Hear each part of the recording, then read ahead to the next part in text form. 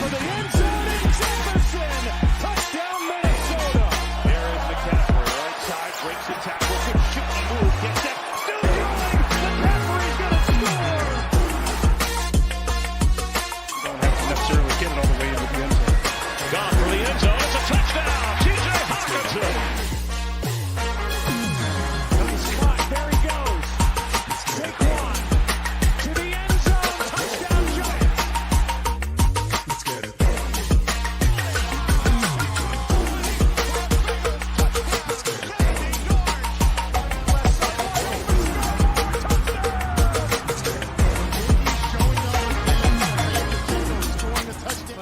Step back, throws the fade, back shoulder. Cooper Kupp got it. Cooper Kupp brings it in.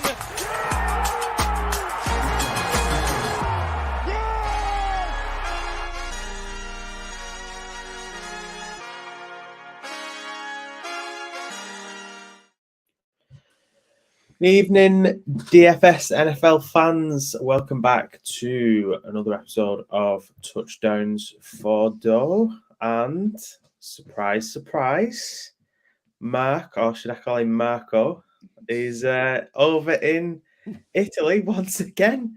Left us again, Jack. Oh well, yeah. I'm doing the old, yeah.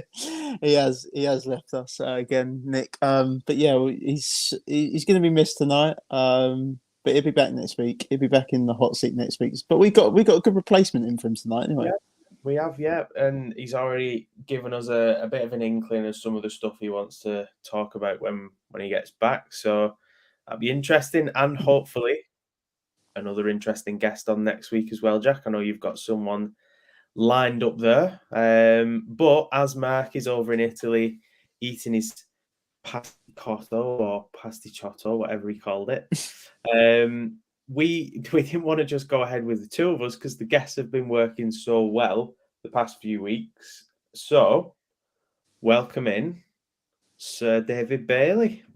Not a household name in the DFS community. However, those who are familiar with his work know he's having a very good season across sports, not even just the NFL, which we talk about on this show. Smashing it in the football or the soccer for any Americans out there, and cashes in multiple things, EuroLeague as well in that. But NFL is where you've had your biggest wins. David, welcome to. Yes. Eden. He's already told me his internet is a bit dodgy, so that's a good start there. Did I cut out? I'm guessing I did. You did cut out, yeah, you did. This is going to be fun because we've got Jack looking like a pixel man, and we've got you at random on AOL dial-up. So this is going to be a fun one of me just talking to myself for 40 minutes. Brilliant. Yeah. I apologise in advance if I cut out quite a bit. David, welcome, like I said. Cheers, you have had a great season, DFS-wise.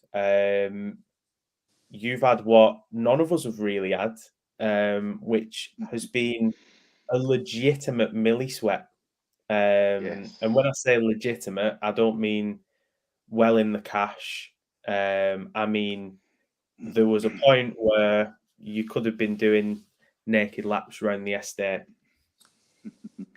Yeah, absolutely. Back in week 5, I think it was now. Sitting there, 11 o'clock at night, sitting 22nd in the Milli Maker, 7 points off top, completely freaking out, not knowing what to do with myself. My daughter was asleep in her room. She was down for the week as well, and I was like trying to keep my calm. Texting you lot on the WhatsApp group. Only you was awake, I think, Nick, at the time. I think Jack had a heavy night. A skimful. Yeah, and it was, went into the late slate with 3 or 4 players left to play. Jamar Chase, Tyler Conklin, Breece Hall, and it was, I think if Conklin had got a touchdown or 2, then I may have taken down the Millie. But yeah, finished 33rd in the end. Conklin's the one that yes. did really, isn't he? Because I was up with you, and I think I had Chase or Hall, and I did well that week. But like Conklin's the one that did you because he was really low owned, wasn't he? So that's the one Yeah, where so I've actually got it on me. He was only 4% owned.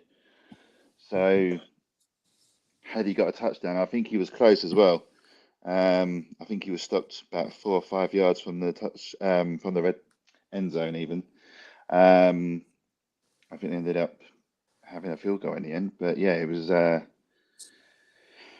close one, that's for sure. And I'm not going to complain at finishing 33rd. But yeah, it was definitely a sweat on. And I know how Jack's felt in the past when he's done well on a few, especially his soccer one or football, shall we say, So, and his EuroLeague takedown that he had live on air. so Nick, you done me a disservice there because I've actually had a midi sweat before as well, but not in the NFL. Mine was in golf, and I was sitting 17th. You know about it. I was sitting 17th on the Saturday evening at the Open Championship, and unfortunately, Rory McIlroy and Victor Hovland crapped the bed on a Sunday, which pushed me down. But I won a similar amount to what David won in his mini maker there. But it's some sweat, I tell you. It's a sweat that I don't think you enjoy that sweat either. No, definitely not. Definitely not. Like you said, David, you don't know what to do with yourself, do you? I mean, NFL, I mean, that's a few hours in that evening slate. But I mean, golf, like when I had it, it's the whole day. Like you just do not know what to do with yourself. It's a nice feeling, but at the same time, it's the worst feeling in the world. Like you just is. It's a hard one to describe, but like you say, you can't complain when you finish 33rd and take home some decent profit. Yeah, what I meant, Jack, was the NFL milli sweat. I know you had your golf sweat last year. But yeah, you're quite right with that. Should have done that better. That's my fault. So I'll just pull you up on it. That's all. Yeah, just slate me on show.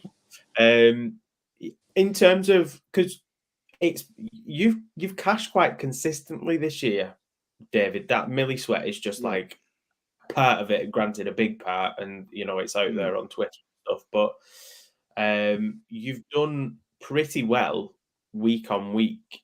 What are some of the kind of things that you've done, either things that you might have changed this year, things that you might considered that you maybe haven't done in previous years? Like what's led to some of those kind of successes that you've had?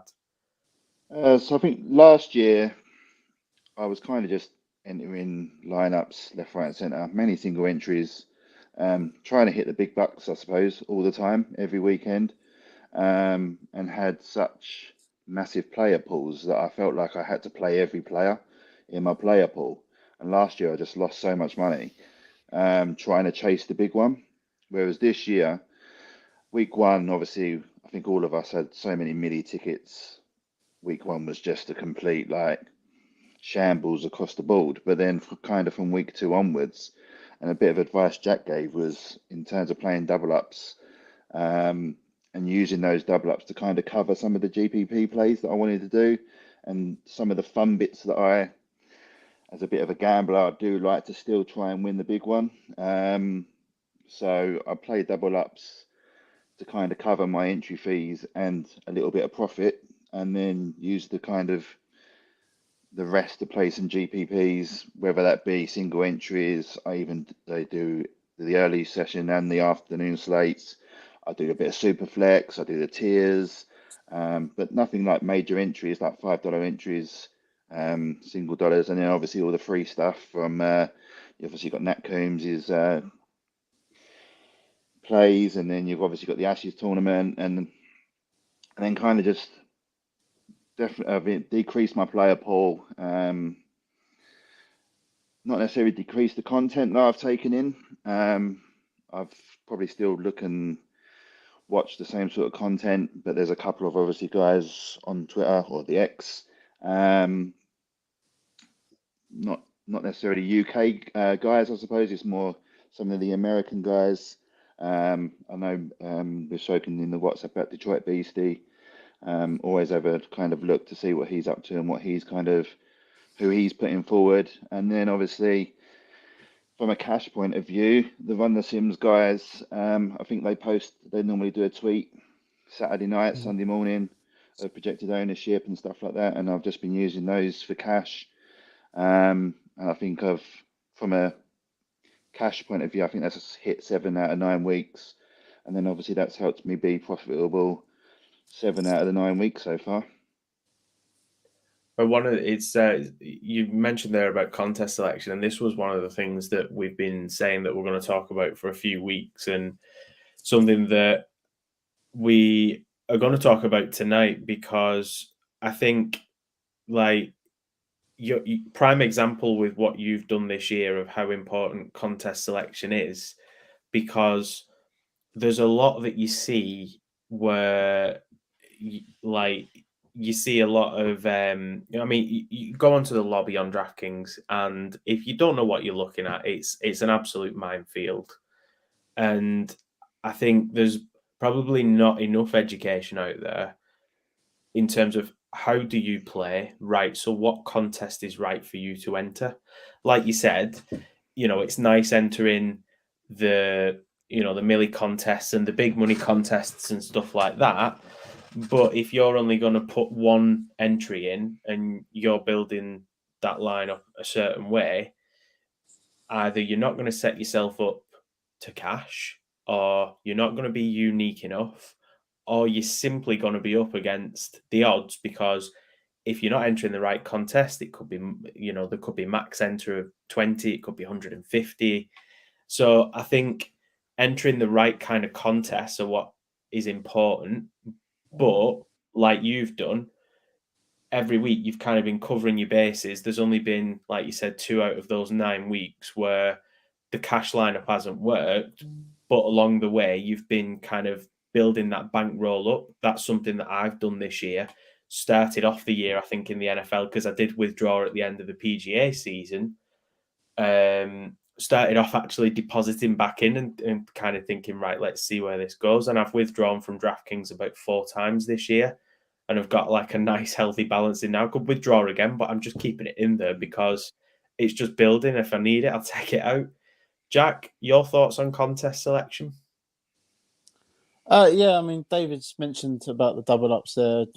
I've been beating that drum since September 2022, I think, now, with our golf stuff. And I've been doing it for golf. Like I say, if I play 2 GPPs lineups at the value of, I don't know, let's say $20, then I'll enter 2 double up lineups, 2 $10 double up lineups contest. Sorry. So basically, like David says, you're just covering your money. You're covering all bases. You get your money back at the end of the week, whatever happens. If the GPP hits as well, you're laughing.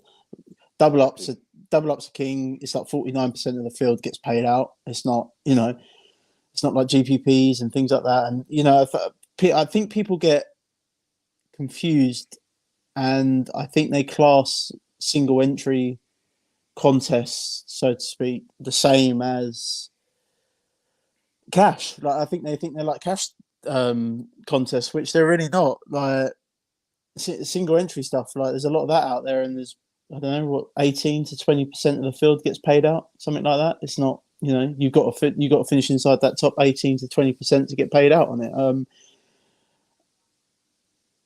I don't think they're particularly a healthy way to build a bankroll. I think the best way to build a bankroll is by playing the double ups, and I've always preached that. I'm the same as David, and he's probably learned that off me, to be honest.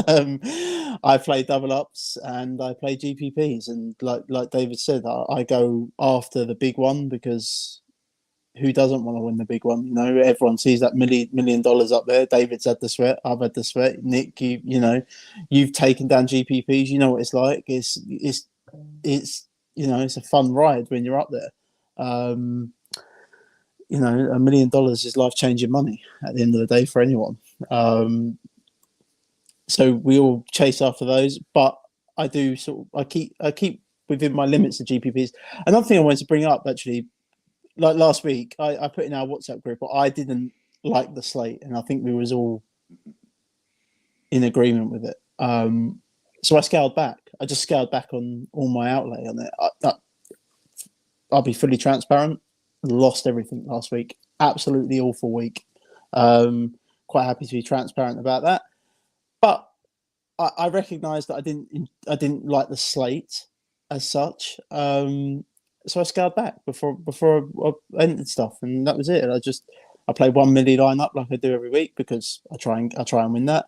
I played one $25 double up. I played all the Nat Coombe stuff, the Ashes. That's all. Most of that's free.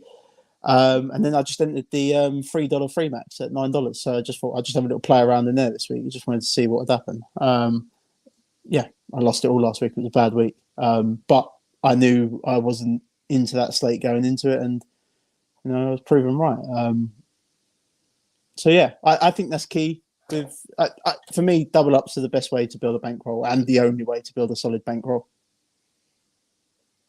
Yeah, and I think like you said, there's nothing wrong with entering single entry GPPs, and even if multi, like I might multi enter, but my max multi enter normally is like I won't go above 3. Like that's my kind of max. I don't want to sit there and build 20 lineups, and I also don't really just want to put that in the hands of an optimizer to decide my fate. Like, yes, Yeah. you can tell an optimizer what plays you like. You can tell you can kind of fiddle with the settings a little bit, so it gives you the kind of lineups that you might want to build. But at the end of the day, it's still software that's building that lineup. I like hand building my lineups because I like having a little play around, tweaking them. Can I save a little bit there? Can I increase a little bit there?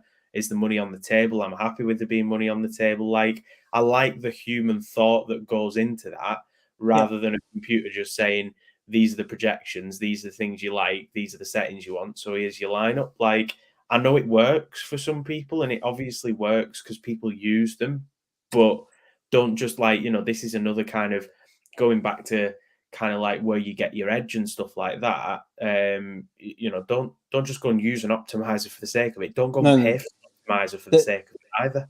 That's a really good point. There's so many things with optimizers. People, you have to. Mark said this many times. You have to understand how to use them. There's no point in just buying one. There's so many settings that you can change on it. I use an optimizer. Everyone knows that. I'm mucking around with a few things tonight on soccer, for example. I've told you guys, but I'm mucking around in stupid double up contests, like just trying to see what will work and what won't work. I'm going to be doing it for NHL tonight. I haven't told you guys this, but this again with NHL, there's so many rules. You can have like so many skaters going against your goalie. You don't. I mean, to be honest, you only want one skater going against your goalie if you're playing NHL. You don't want anything more than that. It's crazy. So I'm going to muck around with that tonight. But yeah, you're dead right. Unless you understand, it's all very well going out there and buying one of these optimizers, but unless you understand how to use it, you're going to lose more than you win. Put it that way. Yeah, and I think and this is advice I would give to anyone as well, is just like, if you're going to pay for that kind of content, and this has been said a lot of times before, but realistically, the minimum that you're going to be paying for something like that is, in our money, 20, 30 quid potentially for a decent one. And that's kind of like your very kind of low level basic ones. Yes, there's probably free ones out there, but again, like, get different yourself. Don't I know Mark has built basically over years. He's kind of like got spreadsheets and stuff where he might put things in, and he kind of has his own. Don't just go and use one for the sake of it, and that's your lineup. Like, try and get different with your lineup. Actually put thought into it yourself. I don't even mind like that kind of, if you want to mix projection with game theory, that's absolutely fine as well. But this is where I think, like, Mark always says it, there's no point actually paying for stuff like that. If A, you don't know how to use it, B, you might as well just use that money into other lineups. You might as well just actually put it into your DFS. And that there is, if you're a crap player, optimizers just allow you to make more crap lineups quicker. He's 100%. As I said, if you don't understand how to use it, then you're going to lose a lot more than you win. And we've lost David. His internet's dropped. Oh, he's back. He's still here. He was just having a little mess around backstage. Just having a little mess around backstage. But just in regards to contest selection, to build a solid bankroll, play double ups, best way to do it. In regards to building a team within double ups, I personally still stack, not as heavy as I would in a GPP. Many people know when I play GPPs, I go on a full game onslaught. It's a QB, a running back, a tight end on the same team, and then 2 wide receivers from the other side. That's just how I play GPPs. Within cash, I would probably let's just use the Bengals as an example. I would have Joe Burrow as my QB, and I'd have Jamar Chase in the same lineup. That would be it. That would be the extent of the stack. It wouldn't be a massive onslaught game stack. You don't need to do that in cash. And you can play all of these chalky, highly projected owned players, in double ups in cash. That's what you should be doing. You should just be following the field without. If Alvin Kamara is going to be 50% owned, then you should be jumping on that as well. I think within double up cash games. I think we had a slate the other week, didn't we, with Raheem Mostert, and he was 50% owned or something like that in double ups. And he ended up nuking the slate, so he would have been fine in GPPs anyway. So, it's like we always say, there's no good or bad chalk. Yeah, just absolutely only chalk, no good or bad. Certainly not till after the result of the game, when you know what's actually happened. Then you can reflect on it and give an opinion, I feel. But before then, it's just chalk. I just think people need to be very careful that they don't think that single entry contests are a good way to build a bankroll, because they're really not. I agree. No, definitely not. I agree. I think if you've got the bankroll, then playing those kind of contests, absolutely fine, because that's where you're going to maximize your profit. But as you said, for a bankroll builder, you should be playing cash. Yeah, most definitely. And like I say, I think this goes down to process, and I think the process that I've got across all sports, I play exactly the same as I do in golf now. I enter so many GPP lineups, so many double up lineups, and then Mark's in the background there, and then the idea is the double ups always get me back to what my outlay was, regardless. And if the GPP hits, as well, then we're going to have a very good week. And I swear by that philosophy. I think it's a very good way of playing them. Nick, I remember saying last year with golf, I didn't lose on them double ups for months in golf. Like, we was getting 4 out of 6 in the cuts, and I think the first time I lost is because the cut mark changed with the last frigging golfer out there, and that was the first time I lost in double ups. But they're just they are the best way. I can't preach it. They're the best way to build a bankroll. Yeah, I agree. And doing that process this season for the NFL, and that you have to find the right information as well in terms of ownership and stuff. So, for example, Douglas from the Patriots was 80% owned in most double ups last week. Yeah. So it doesn't matter whether he hits or not, because most of the 80% of the field, 80% of the field have got him. So, it's definitely been very helpful for me. And obviously, I play it so that I have enough cash lineups to pay for the GPP and maybe give me a little bit of profit at the end. And obviously, depending on bankroll, you can enter from even a dollar double up to I think the biggest I've seen is 50. But yeah, Oh, they do bigger whatever ones. suits your bankroll to start They that process yeah, going, really. yeah, no, they do bigger ones, but yeah, like you say, just again, that's you need to know your limits. If you can only afford to play with $10 a week, Yeah, maybe exactly. enter a $5 double up, and then maybe enter a $5 single entry contest. There you go. You can play it like that, and that's exactly Yep. that's the best way to describe it. I hope as long as you build like a decent enough lineup within the double up, 49% of the field are going to win anyway. You're going to get your outlay back, whatever happens. And if the GPP hits, let's say you finish in the top 10, you might win like $100 or something in a single entry contest. I don't know. It depends what single entry contest you enter. But yeah, just I that's the way I've gone about it since September 2022, and I'm the same as you, Nick. I've withdrawn, especially for this NFL season, more times than I can remember this year. Yeah. I know how you play, Jack, and if your NFL is anything like your golf, quite a small player pool, which I also play with, because what I found myself doing last season was putting in multiple lineups, different players, and having quite a big pool and feeling like I had to cover so many bases and getting to the end of the weekend and having some good plays, but just in the wrong lineups or the wrong combination of plays. And I got to a point where I was like, do you know what? Like, I actually need to somewhat hold myself accountable here with how I'm building these lineups. Like, I'm not, A, the lineups weren't being built correctly, but also B, just maybe putting too much on the table, trying to cover too many bases, and actually Yeah, just kind of planting your flag in certain players and saying, do you know what? I'm going to play him this week, and I'm not going to enter a massive amount of GPP lineups, for example. I'm going to play a couple of GPPs. That's my guy. I'm going to plant my flag, live and die by the sword, basically. If it comes off, great. If it doesn't, do you know what? Accountability is on me. That was my guy this week, and it hasn't worked.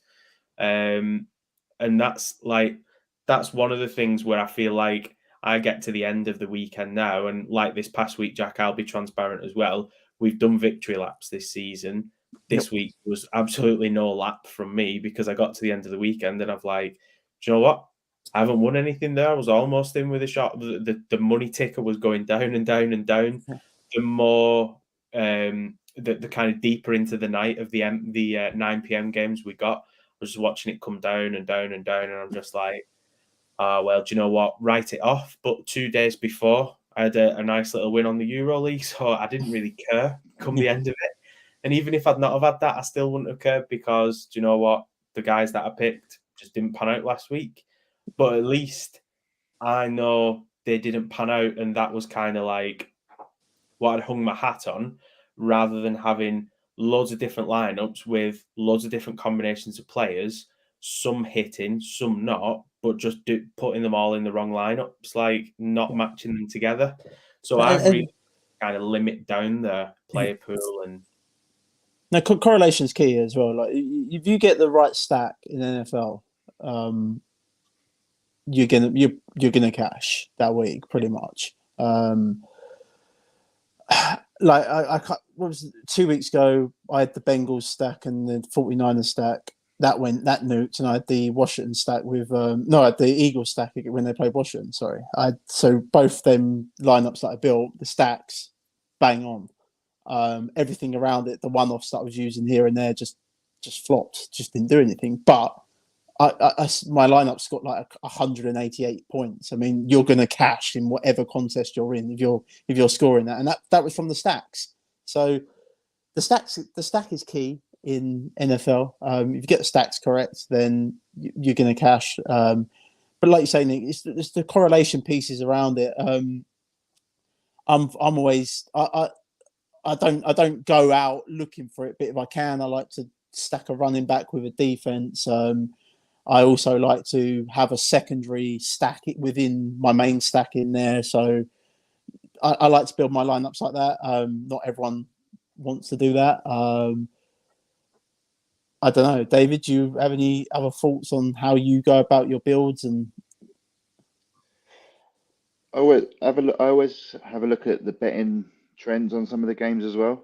yeah, So if they're trending to be high scoring, I then have a look into possibly why would that be? What are the games between those teams been like before? So even I think Philadelphia Dallas was due to be the highest point scoring game this last weekend from a betting point of view. And then obviously looking back, obviously they play each other twice a year every year, and then seeing some of that, are they generally high scoring games or not? And then yeah, just obviously checking, Philadelphia being awful against wide receivers this season, despite being such a great team. Pains me to say it as a Giants fan, but yeah, so that those sort of things I look at as well. And then yeah, it's a bit like yourself, both of you really have a stack. I know Jack, you've got a rule if Miami and Bengals are on the slate, you stack yeah, them regardless, pretty much. yeah, And funny enough, it was the Miami stack that gave me the Millie sweat back in week 5. So yeah, yeah, there are those teams that you kind of go to. I think Detroit have been pretty decent this year for yeah, those sort of things. So it's again having those teams that are high scoring regardless, really, and just whether they fit what you want to do, your process, your player pool, and yeah, we all know the teams that generally aren't going to score many points. So yeah. You're right as well. Like the content that you've mentioned earlier, that I think it's important for people to find the content that they enjoy. I consume so much content, and that's just because of my job. I can. I've got my headphones in now. My headphones are in my bloody ears 90% of the day. Like I just consume so much content. But I have a rule with DFS, and you can never stop learning. It's just a game that I'm mucking around with stuff tonight, like I've told you guys with soccer, and like I've never done that before in my life, and tonight I'm mucking around with it. Like, it's just you can never stop learning, and the moment you stop learning in DFS is the moment that you will fail. Yeah, absolutely. agree. I think there's a lot of different ways we could take this as well, because I know that we've spoke this week a little bit on some, like bias and how that can sometimes have an impact in who you pick and how you build your lineups. And I think there's a lot of discussion that we can have around projections, game theory, content. But I think we will save that for another week, because Mark is a big game guy, or he certainly was. I think he still is. So it'd be good to get his input on that as well. But bias is bias is one of the worst things you can have as a absolutely. DFS player. You should never ever have bias within how you if that's bias towards your favorite teams, or bias against a player that let you down the week before. Let's say this is a bad example, but let's say it's Bijan Robinson. I'm getting the ump because Arthur Smith is doing all this funky stuff that he does. But then Bijan has got a match up against the Panthers, who have given up 14 touchdowns to running backs this season. Your recency bias could stop you getting onto Bijan that week, and he could nuke the slate. He could score 3 touchdowns. I don't know, get like 70 yards, but score 3 touchdowns. It's the worst thing as a DFS player you can have. But I'm going to save it for Mark, because I know he really wants to talk about it. And just on that as well, Jack, like different kinds of bias, like bias in general could just be, if I was picking Cooper Kupp every week, based on how things are situation-wise at the Rams at the moment, though I would still expect him to have some productive weeks, that would be a bias pick. That would be me picking with my heart, essentially, because that's who I want to do well. Not picking with my head, which is how you should play DFS. There should be a little bit of gut in there, but it should be played with your mind. But the recency bias stuff, this past weekend's a prime example of recency bias, because straight after the weekend, on the chat, straight away, I was like, I'm never playing the Saints again. You know what? I'll play Alvin Kamara. Do you know what? I'll play Olave, but I'm never playing Derek Carr again. I'm certainly never playing Taysom Hill and all that stuff. Said in jest, said in anger. Now, I'm not going to be in any kind of urgency to play Derek Carr in a lineup. But last week, playing Derek Carr in a lineup made a lot of sense. He was generally fine as well last week. He didn't. I think we wanted more. He was generally fine. Yeah. He got to kind of where he needed to get to, but he was around value, maybe just under. Yeah. But what I think is what was disappointing with him and what harms him is the way that they use Taysom Hill in that offense. It sometimes kind of limits where his ceiling could be. And I know he's not got a really high ceiling, Derek Carr, but it is somewhat of a limitation on him. But the worst thing I could do is actually go through with that, what I said after the weekend, and never play that stack ever again, because there could come a time where that stack is absolutely the play. Yeah. And the worst thing you can think is, I've been burned by them before. We've done it with golfers before, Jack, but then we've quite rightly said, I'm not playing him because he's burned me. But he still find a way into the lineup because there's a reason why you're playing them, whether that be stats, whether it be course fit. And it's exactly the same in the NFL. Yeah. There'll come a point in time again where you need to forget that there was that burned your lineup and you didn't cash in week 4. Like, if it's right for that week and it's the right situation, the right circumstance, the defense is giving up X, Y, Z to wide receivers and quarterbacks and whatever else, and you think it's the right play and you don't like the slate, you don't like some of the other plays, then don't let that recency bias cloud your mind on that. Yeah, no, totally agree. Like I say, I think we'll save it for Mark when he gets back, because I know he really wants to talk about it. But yeah, I think it's the worst thing you can do as a DFS player. Yeah, absolutely. I agree. So we have another community winner this past week in the Fantasy Gameday. I didn't cash. I was just outside the cash, Jack.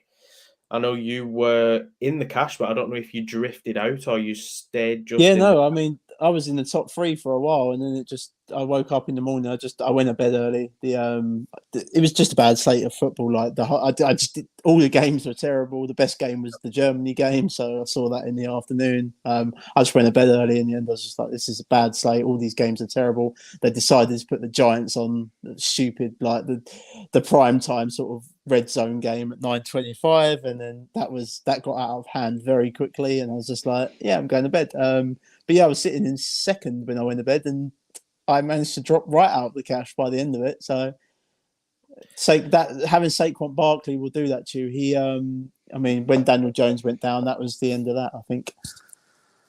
Yeah, I have Barkley in there as well. Partly because I thought, well, I started with Jacobs, and I think I ended up keeping Jacobs, but I also had Barkley. And part of that was probably some recency bias that the week before he'd had something like 55% of the Giants' offense or something like that. Yeah. But a good week for the Fantasy Sanctuary guys, because I think they finished 1 and 2. Now the lineup that we're going to review is actually Tom's lineup, because Rich was. Though in Fantasy Gameday you both 1 and 2 get the same amount cash wise, one is the bride and one is the groom. So Rich finished second officially. He did get the same amount in cash, but Tom is the one that came out on top. So this is actually Tom's lineup. in jest, Tom, I was absolutely astounded that there was no Ravens in this lineup because I know that you love your Ravens. So I had to get that in there. We do have a little thing on these lineups every week. But this, a little bit contrasting to the previous week's lineup, which, if nothing more, shows that there's different ways to win in this format as there is in any DFS. Oh yeah, we had a little comment last week, didn't we, Nick? So sorry to I will say sorry to Kevin if you thought we were a bit harsh, but I thought we were quite fair. Nick will say it now that there's many ways to win, but I don't think the way that you built that lineup last week will win a lot of the time. That was all I meant by it. It wasn't a knock. And fair play to you for winning. And I think, in fairness, I think what Kevin was saying was he's been doing well this year. I don't know who Kevin actually is. I don't reckon. I did a little search, but couldn't find anyone that I was following. But he said, I think in jest, thanks for not killing my lineup too much. But I think the point we were trying to make was last week that was a lineup of. There was a lot of individual plays in that lineup that did have ceilings, and those ceilings were hit last week. Yep. But in a lot of weeks, you could do the same, and that's not going to come off. Almost a little bit like if you were to do a bit of a bet builder, and this is a prime example because we've got a stack in here. We've got Dak Prescott, we've got CD Lamb, we've got Jake Ferguson. Nice Dallas stack there, probably against the grain as well, because I'm sure there'll be plenty that did the Philadelphia stack instead of the Dallas one. What I kind of mean by it is, if you were doing a little bit of a bet builder, and let's say you thought City were going to win, and you thought, right, well, do you know what? City are going to win, so I'm going to say Haaland's going to score, and I'm going to say Foden's going to get an assist. If City win, there's more chance of that probably happening because to get to that outcome, City will have had to score. Some will have had to assist. The likelihood is that Haaland's going to score, and we know that Foden's a good provider. So I've used that as like a soccer analogy. If you put the same bet on, but you were doing multiple different scorers from different games, not only do you have to have those kind of outcomes go in favour to allow that to happen, but there's a lot that needs to happen across those games as well for those people to score. So this is where, like a stack is correlated. That lineup last week didn't have a lot of correlation in it, which is what we said at the time, Jack. Yep. Whereas a bit more in this lineup this week from Tom. So a bit more of the kind of traditional lineup that we see with the Dallas stack there. The Rashad White play completely passed me by, to be honest. I saw a lot of steam. You didn't read my value report then? No, do you know? In fact, no, I did. I did read your value report, but I just didn't play. But do you know what? After the weekend, like I read your value report, and then I looked, and I was like, do you know what? He has actually had more usage in recent weeks. My mind obviously a little bit too clouded there from where he was earlier in the season, over the first few weeks where he wasn't as productive, and people were saying, do they kind of need to move on this early from Rashad White? Dotson, I like the opportunity there. Again, uptick in his usage. Nico Collins, feel like you could have picked anyone really from that Texans lineup. You could have had Tank Dell, you could have had Noah Brown. Did you see the winning Millie Maker lineup? Yes. They have all three of them in, didn't you? It's Stroud, Stroud, Dell, Noah Brown, and Schultz, the tight end. Yeah, crazy. But how many times have we talked about big stacks? And if it comes, this is why I do it. If it comes off, it is what it is. That's what happens. Especially if you're doing a big stack and you've got a bring back on the other side as well, which also comes in. Yeah. how you play it. It's how you play it. No, the build is solid build by Tom. Yeah. I wouldn't, expect anything less from him. But he's got the big Dallas stack there. No bring back, which is unusual. I think I would have got to a bring back somewhere. But again, I'm not criticizing you, Tom. Please don't come at me. It's just how I build. You've got the mini game stack in there that I mentioned earlier of Rashard White and Nico Collins. So that's great. Jahan Dotson, I think, is a great one-off play. I mean, the Washington Commanders just throw the hell out of the ball now. That's all they do. I mean, Howard just has to get the ball out quick because they have no O-line or anything. So I think the Dotson play is fine. I like the Jacobs play because you go back to it now. New coach, the team are going to get a massive uplift, especially moving on from someone like Josh McDaniels. And it was always going to be Jacobs and Devontae Adams. You saw that from that team. So, yep. And to be fair, the Giants are just a run funnel anyway. So I don't mind the Jacobs pick. And yeah, Kamara, the chalky Kamara pick. Everyone was on him. I think I captained Kamara last week. Yeah, and, I captained him as well. Yeah. So everyone was on Kamara.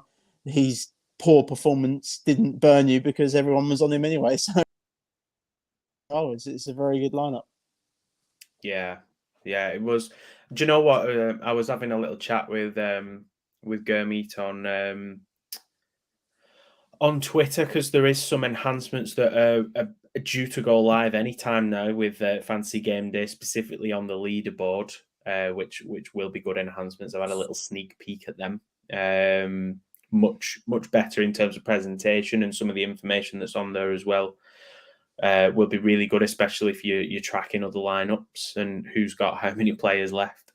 But one of the interesting points that he made is we've seen in recent weeks more of a balance. So there was a period where every week it felt like if you didn't have McCaffrey in your captain spot, you just weren't going to be anywhere near the cash spaces, because there was a period where McCaffrey was just nuking every week. In recent weeks, it's been a lot more balanced, and you're actually seeing that with this lineup as well. You could have picked at least 3 from this lineup that could have been feasible captains. In CD Lamb, Rashad White, Josh Jacobs, any of those could have been your captain this week. Granted, if one of the, Josh Jacobs is captain, you might not have cashed as highly as you did, but you'd have still been up there with this lineup. It's not a massive difference in points. But it just goes to show that each week now, and this is what I like about this concept as well, because the captain spot scores the double points but doesn't cost any more.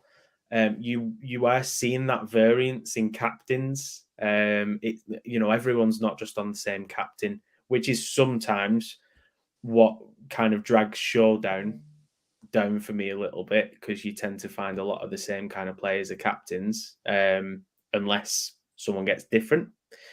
But yeah, I like where it's been going in recent weeks. Game day, in terms of like you're seeing a lot of different captains. Yeah, good lineup. Yeah, wouldn't expect anything less. Yeah. If you aren't currently signed up to Fantasy Gameday App, Jack, our promo code is TDS4D, and that will get you a free entry after your initial deposit and first entry into one of the games. There we go. We've already had a viewer take advantage of that. I know this because we've had the message on it. So nicely done for that. That would have been me. Well, we've had 2 then. If it wasn't you, we've had 2. That would have been me a couple of weeks ago. We've had at least 2, should I say? There's probably more. David, been an absolute pleasure to have you on, even with your internet issues. Well, you've held up. Where the hell are you? Are you in a bunker or something? I live in an annex at the end of someone's garden, so the internet can be a bit ropey. Yeah, depends on what's going on. get the AOL dial-up. Yeah. Just stood outside with the aerial up in the air. You've done well, in fairness, to stay on this long. I did think you would be off early, but it has been great having you on, mate. Whilst you have been on, Harry Kane has scored twice for Bayern at the end of that game. So let's all go off and see what that's done to our soccer lineup, shall we say? So you can find me on the X at Nick of Wigan. Jack, David, where can the listeners find you both? So for me, it's at David_Bailey8. I'm not as active as these two, but yeah, if you want to add me and ask me any questions, feel free. You can find me on the X at Jack Humphrey DFS. I'm quite active and normally annoying people. So yeah, if that's your kind of thing, then come and follow me. Nice. We'll have Mark back next week, another guest, no doubt. And we'll actually be back on the day that we should be, because Wigan aren't at home. So we will Up the see tits. you next Tuesday. Up the tits indeed. Have a good weekend.